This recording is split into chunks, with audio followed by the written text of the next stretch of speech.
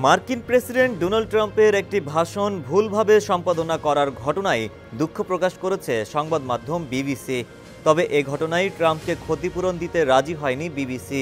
এর আগে তথ্যচিত্র প্রচারের ঘটনায় বিবিসির বিরুদ্ধে $100 কোটি ক্ষতিপূরণ মামলা করার হুমকি দিয়েছিলেন ট্রাম্প। গত সোমবার এ বিষয়ে সংবাদ মাধ্যমটিকে একটি চিঠি দেওয়া হয়। ট্রাম্পের আইনজীবীদের দেওয়া ওই চিঠিতে আগামী শুক্রবার পর্যন্ত বিবিসিকে সময় বেঁধে দেওয়া হয়।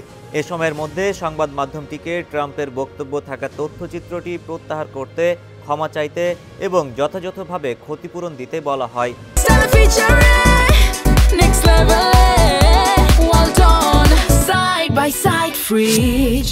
বিবিসির একজন মুখপাত্র বলেছেন, রোববার পাওয়া একটি চিঠির পরিপ্রেক্ষিতে বিবিসির আইনজীবীরা প্রেসিডেন্ট ট্রাম্পের আইনজীবীদের কাছে চিঠিটি পাঠিয়েছেন।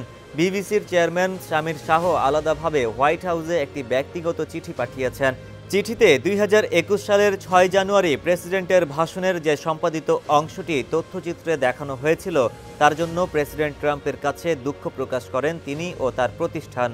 এতে বলা হয়, প্রামাণ্যচিত্রটি আবারও প্রচার করার কোনো পরিকল্পনা নেই বিবিসির। গত বৃহস্পতিবার সন্ধ্যায় প্রকাশিত সংশোধনী ও ব্যাখ্যা অংশে বিবিসি জানায়, ট্রাম্পের বক্তব্য সম্পাদনা নিয়ে সমালোচনার পর প্যানোরামা অনুষ্ঠানটি পুনরায় পর্যালোচনা করা হয়েছে।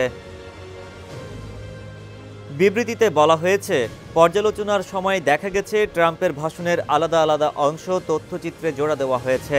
তবে আমরা স্বীকার করছি যে আমাদের সম্পাদনার ফলে অনিচ্ছাকৃতভাবে এমন একটি ধারণা তৈরি হয়েছিল যেন আমরা ট্রাম্পের একটানা ভাষণ দেখাচ্ছি।